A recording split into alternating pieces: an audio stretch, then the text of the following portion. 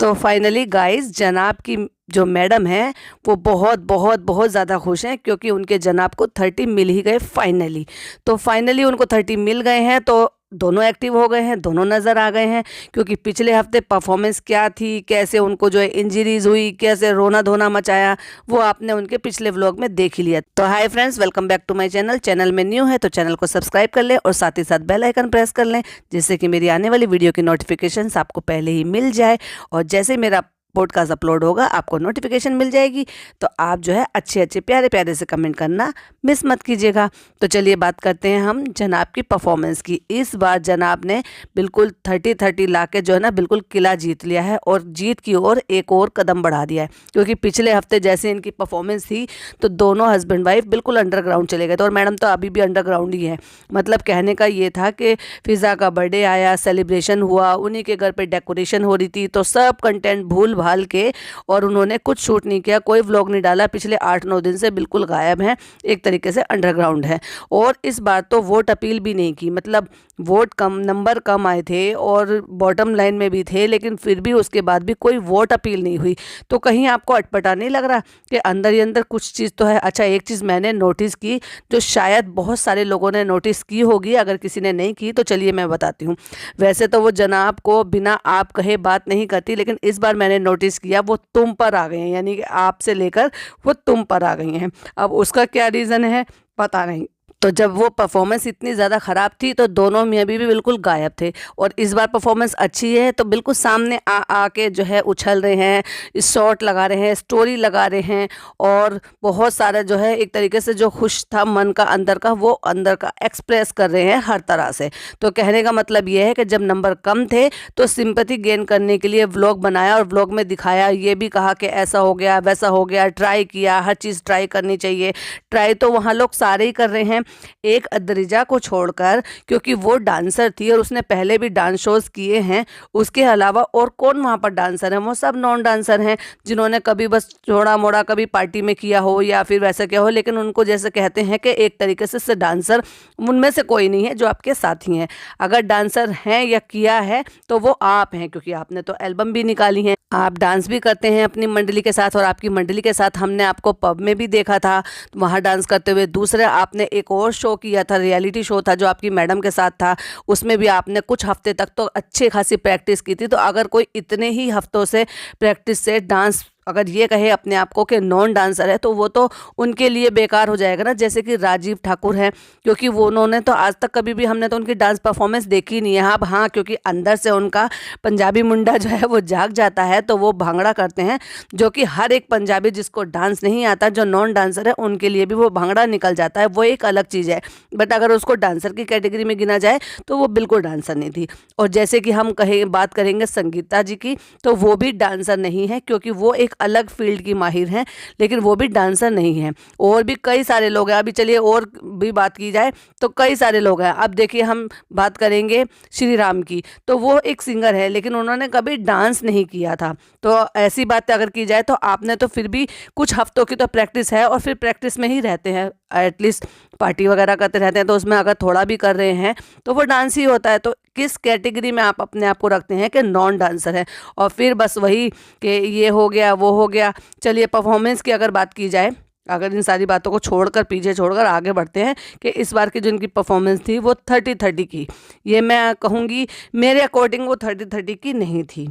क्योंकि जब अगर आप ध्यान से देखेंगे तो वो अपने मूव भी ना पूरी तरह से नहीं करते, जैसे उनके कोरियोग्राफर्स दोनों कर रहे थे। हमने अनु को डांस करते हुए देखा है और डांस कराते हुए देखा है, क्योंकि मैंने एक पिछला सीजन था एक और शो का जो सोनी पर आता है, हमने उसको पूरी तरह से फॉलो किया था। और अभी भी वो एक और किसी कंटेस्टेंट के साथ हैं, अभी भी वो इसी शो का पार्टिसिपेट कर रही हैं। तो हमने उनकी मेहनत और उनके जो स्टोरी टेलिंग का जो भी फन है वो हमने बहुत बहुत अच्छी तरीके से देखा है, जिसको वो बहुत अच्छी तरह से एग्जीक्यूट करती हैं। अब आप अपनी बॉडी देख लीजिए, आप कहने को जिम फ्रीक हैं, लेकिन बॉडी आपकी ऐसी लगती है ऊपर से नीचे तक जैसे एक तरीके से बिल्कुल थुलथुला गए हैं। तो जैसे और भी बॉडी, अब चलिए आपकी बॉडी से कंपेयर करते हैं, जैसे आप बॉडी बिल्डर बन के घूमते हैं, जिम फ्रीक बनकर घूमते हैं, वैसे अगर बात की जाए विवेक की, तो वो ना केवल आपसे ज़्यादा फिट लगते हैं, बल्कि ऐसा लगता है कि आपसे ज़्यादा वो जिम वगैरह करते हैं। और बॉडी की अगर बात की जाए तो मुझे तो राजीव ठाकुर भी बिल्कुल फिट लगते हैं, लेकिन उन दोनों के सामने अगर आपको खड़ा कर दिया जाए तो आप मोटे की कैटेगरी में आते हैं। और यही शायद रीज़न है कि जंप करना, कूदना, हमने प्रैक्टिस भी देखी थी आपकी, किस तरह से आप प्रैक्टिस कर रहे थे कि दो लोग जब आपको वो एक जो स्टेप करा रहे थे वो आप प्रॉपरली नहीं कर पा रहे थे। तो बॉडी में जो लचीलापन है ना वो अभी तक भी नहीं आ पाया है। वैसे तो आप इतनी बड़ी मेहनत करते हैं कि मैं दिन रात वहाँ पे प्रैक्टिस पे जा रहा हूँ, इस पे जा रहा हूँ, उस पे जा रहा हूँ। चलो उस पर फिर कभी बात करेंगे क्या है क्या नहीं है। तो हम बात करते हैं इनकी 30-30 पे। अच्छा, 30-30 इनको क्यों मिला? इनकी स्टोरी टेलिंग पर। स्टोरी तो वाकई बहुत कमाल की थी। कमाल की क्यों थी? उस स्टोरी में मुझे कहीं ना कहीं असलियत नज़र आई। जैसे कि आप लोग भी अगर सोचेंगे तो जो है ना, इनकी जो ज़िंदगी है उससे जो है काफ़ी हद तक रिलेट कर रही थी। वही जैसे हस्बैंड वाइफ का अलग हो जाना, जैसे कि एक बच्चे का अलग हो जाना, तो जैसे कि वो हादसा एक तरीके से हो गया ना, तो मुझे तो कहीं ना कहीं इस स्टोरी टेलिंग में इनकी खुद की ज़िंदगी नज़र आई। और वही बात जो है जजेस को भी कहते हुए सुना कि ये जो आपके अंदर का था ना, वो ऐसे हमें फील हुआ कि जैसे आपने अपने अंदर का सारा कुछ बाहर निकाल दिया। एक्सप्रेस करने में तो दोनों ही हस्बैंड वाइफ बहुत ज़्यादा माहिर हैं। अब जैसे कि बात की जाए कि इस हफ्ते जब ये इन्होंने परफॉर्मेंस दी तो बिल्कुल भड़क नहीं पड़ने दी और ऐसे अंडरग्राउंड हो गए, तो लोगों ने आंकड़े लगा लिए थे कि कहीं ऐसा तो नहीं कि बॉटम लाइन में थे तो जो जनाब हैं वो जो है उनकी जो है एलिमिनेशन हो गया है और इसलिए वो नज़र नहीं आ रहे हैं, इसलिए चुप हैं, कोई अपील नहीं, कोई स्टोरी नहीं, कोई कुछ नहीं। लेकिन बहुत शातिर हैं दोनों। तो जैसे वो कहते हैं ना कि आगे दौड़ने के लिए एक कदम पीछे लेना होता है, बिल्कुल वही रणनीति इन्होंने अपनाई और बिल्कुल शांत हो गए थे। बहुत अच्छे प्लेयर हैं, बहुत अच्छे शातिर दिमाग से ये लोग जो है गेम को खेलते हैं। क्योंकि कई चीज़ों में हमने देखा है कि ये चाहते हैं कि लोग वो करें जो ये कराना चाहते हैं, तो ये उसी चीज़ को इसी तरह से प्रेजेंट करते हैं जिससे कि सामने वाला उस चीज़ पर यकीन कर ले, उस पर जब हो हल्ला हो जाए अच्छी तरीके से, उसको जब बवाल बना दे, उसके बाद फ्रंट फुट पर आकर खेलते हैं और असलियत निकालते हैं। तो ये कई बार ऐसे हो चुका है। तो कहने का मतलब यह है कि इतना चुप, एकदम शांत हो जाना और ऐसे करके दिखाना।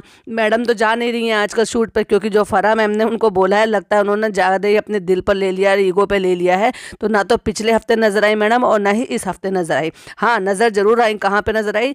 टीज़ा के बर्थडे पर, और वो भी बुलवा कर। तो यहाँ ना सही वहाँ से मीडिया में रहना है मैडम को, तो वो कहीं पर भी हो सकता है। इस बात का गुलाम नहीं है कि वो फिल्म सिटी में ही हो। और फराह मैम ने जो कहा था ना वो बहुत सही ऑब्जर्वेशन थी कि जो बीवी आ जाती है ना उसकी वजह से शायद तुम अनकंफर्टेबल हो जाते हो और इसकी वजह से तुम जो परफॉर्मेंस है ना वो अच्छी नहीं दे पाते हो। और इस बार जब क्योंकि मैडम नहीं आ रही हैं और इनको 30 मिल गए हैं, तो कहीं ना कहीं जो फराह मैम की जो ऑब्जर्वेशन थी वो बिल्कुल सही थी और वो सही साबित भी हुई। मैडम नहीं आई तो जनाब ने भरपूर जो है पूरा अपना पूरा 100% दिया और पूरे 30-30 मार्क्स प्राप्त कर लिए। दूसरा रीज़न एक ये भी हो सकता है कि वो इसलिए नहीं आई क्योंकि उनको ये कहीं ना कहीं वो जो स्टोरी है वो ये लग रहा होगा कि ये मेरे ऊपर स्टोरी है या हमसे रिलेट कर रही है या कहीं ना कहीं ये हमसे मिक्स हो रही है। तो मैं भी शायद वो सामना नहीं कर पा रही हूँ या लिखना बैठना नहीं चाह रही हूँ। अच्छा, एक बात बताइए, जब वो कोई भी चीज़ की स्क्रिप्ट होती है या कोई भी चीज़ तैयार की जाती है तो ऐसा तो नहीं है ना कि जनाब उनसे डिस्कस नहीं करते, तो उनको सारी चीज़ें पहले से पता होती हैं, चाहे फिर वो सेट पर जाएँ या ना जाएँ, लेकिन वो घर पर तो आते ही हैं ना। तो ऐसा नहीं है कि डिस्कस नहीं होता। जितनी वो एक्साइटेड दिखाई देती हैं तो डेफिनेटली वो हर चीज़ डिस्कस करते होंगे उनसे। अब डिस्कस किया तो स्टोरी समझ में आ गई। अभी जब स्टोरी समझ में आ गई तो वो रिलेट भी हो गई। तो मे बी शायद ये भी रीज़न होगा और मे बी शायद ये भी रीज़न होगा कि फराह मैम को उन्होंने काफ़ी हद तक सीरियस ले लिया। अब देखने वाली बात ये है कि कब तक सीरियस लेती हैं और कब तक नज़र नहीं आती हैं वहाँ पर। और मुझे कहीं ना कहीं कुछ अंदरूनी जो कुछ ऐसी चीज़ें भी महसूस हो रही, तो जैसे कि आपस में इनमें भी कुछ बात हुई है, या तो इस चीज़ को लेकर हुई है कि भाई आपने कुछ नहीं कहा वहाँ पे सपोर्ट में, या उनको जो अभी एम्बेरेसिंग फील हुई है उसकी फ्रस्ट्रेशन उन्होंने जनाब पे निकाली है।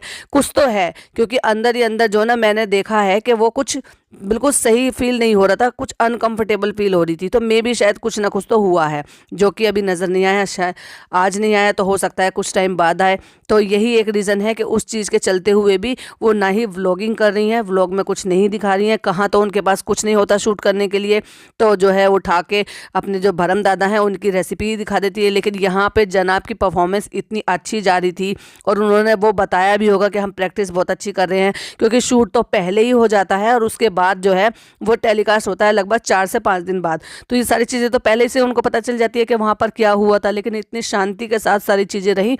तो वो भी एक रीज़न था। अपनी एक्साइटमेंट को इतना कैसे दबा लिया मैडम ने। इस बीच में ना ही कोई स्टोरी डाली, ना ही कोई वोट अपील की, या तो वो भाई इतने उसमें खुश मिजाज में आ गई हैं कि चलो अब हमें वोट की ज़रूरत नहीं है, इसलिए 30-30 तो आई गए हैं तो वोट अपील क्या करना। लेकिन कुछ भी हो, कम आए ज़्यादा आए, वोट 30-30 आए, जिनके 30+30 मिल रहे थे वो भी लोग जो है वोट अपील कर ही रहे थे, क्योंकि आगे बढ़, अभी ठीक है इस बार मिल गए, लेकिन आगे के लिए भी तो साथ चाहिए होता ना।